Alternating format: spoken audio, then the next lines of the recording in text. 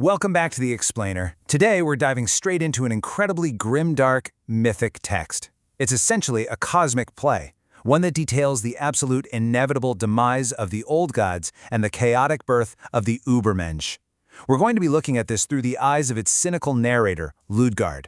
We'll strip away the mythic fluff and look at the raw data of a collapsing cosmos exactly as the source material lays it out for us. Let's get right into it. The text immediately hits us with a heavy question. How much longer must we endure? It asks us to really stop and gaze upon Wotan's silent decay. This isn't a glorious realm, it's a rotting world. It's a system literally choking on its own insatiable gold lust, all while the leaders at the top pretend some kind of cosmic balance still exists. It's a suffocating hypocrisy, right? And today we're going to dissect exactly how this grand illusion totally falls apart. That brings us to Act 1 of this tragedy, the withered word, or the divine decay. Listen to the rhythm of this stab rhyme verse. It's wild. Wotan's world law withers in gold lust. Stolen the timber, tainted the tree. Roots are in rot grip, runes are but rubbish. Spear of the sovereign splinters in shame. The source text delivers these lines with such immense, cynical relish. It's basically saying that these totally worthless runes and a splintering spear are literally the only things propping up Wotan's hollow reign right now. So picture this clash. On one side, you've got Wotan's brittle, failing, bureaucratic law. It's a system barely held together by paper and lies. Then, on the other side, you have Ludgard's primordial fire. And the text makes it clear the friction between these two forces hasn't just caused a few sparks. No, it has finally torn the very fabric of reality completely asunder. Let's look at the actual evidence of this systemic decay, because the myth spells it out clearly. The roots of Yggdrasil, they are rotting beneath their feet from the slow venom of the Nibelung dwarf. Then there's the encroaching Fimbulwinter, which completely ignores Wotan's brittle treaties. The very Hall of the Gods is built on stolen timber. And the Rainbow Bridge is cracking under the sheer, crushing weight of systemic guilt. The gods are portrayed as entirely blind to a doom they just can no longer prevent.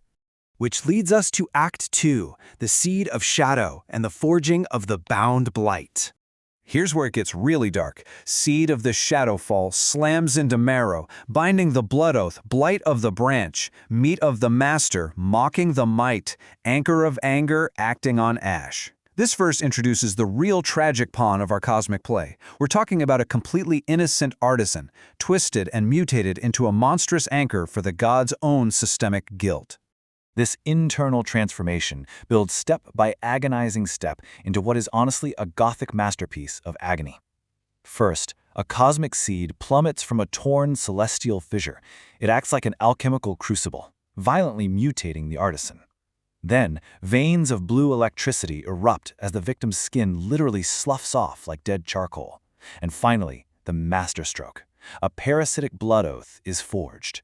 This tethers the new monstrosity, now called the Bound Blight, directly to Wotan's rotting heritage. It is the physical manifestation of divine corruption.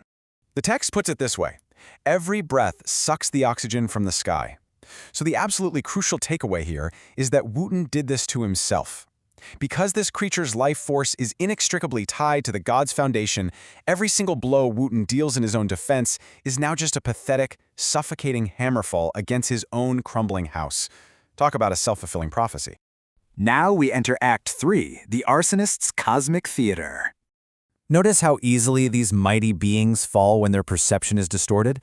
The narrator Ludgard acts as the primary catalyst here. He uses his mercurial intelligence to mock their predictable roles, taking their supposed divine fury and twisting it into a predetermined spark. By feeding what the text calls the flicker's flattery to blind the great brawler Donner, the gods are trapped in a sliding snare of their own making. And all the while, the serpent Nidhogg gnaws at a support system they are too ignorant to protect. It's brilliant, really. Their own strength becomes the exact weapon of their total self-destruction. Let's contrast the players on the board. Over here we have Donar. He's this weary brawler driven half mad, striking blindly at phantom giants in empty air, just completely exhausting himself. But over there, the Seeker, the Overman, calm, observant, preparing for a massive, transformative realization. It's the ultimate contrast of chaos against clarity. Moving right into Act 4, the Twilight's Thorn and the Kingly Crash. Heavy the hammer, hurling the heavens. Kingly, the crash word, killing the hall. Thorn of the twilight, tearing the tomb wall, swallowed in soot dark, sinking in silence. If you close your eyes, you can almost hear it, the wet, incredibly heavy sound of Valhalla's golden pillars just shattering from below, like an ancient forest turning into ash. Here is the anatomy of their grand failure.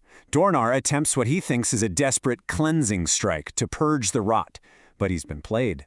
His hammer instead fuses with the shadow energy of the oath, and boom, it births the monstrous Thorn of Twilight. This is a jagged spire of obsidian that brutally impales Valhalla from below.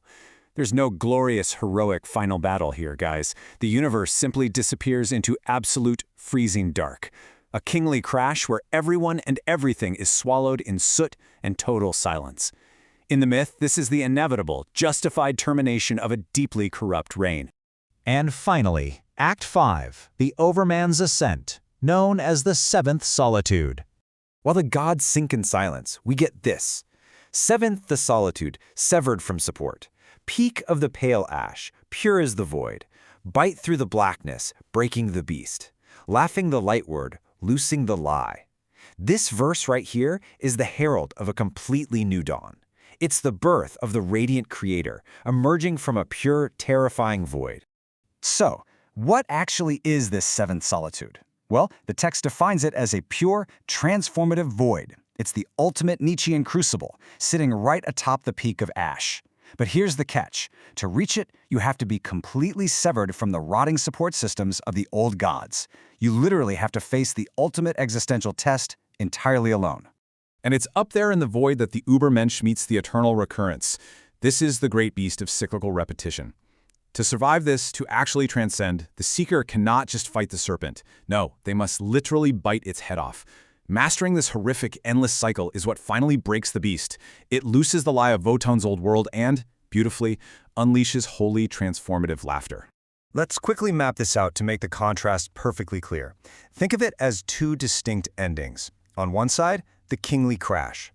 This is the termination of Wotan's reign, resulting in absolute freezing dark, where everything sinks into a soot-dark silence.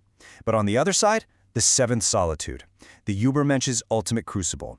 And this results in holy transformative laughter, birthing a radiant creator of an entirely new cosmos. It's the ultimate showdown between a dying bureaucratic law that leads to death versus a chaotic individual reality that sparks total creation. Which brings us to the end of our explainer, and leaves us with one heck of a final provocation. The text drops a really stark philosophical choice right in our laps. Will you cling to the rotting timber and sink into the freezing, soot-dark silence of the old order? Or will you embrace the chaotic reality of the Overman, bite the serpent's head, and laugh the light word of a new cosmos? The stage is yours.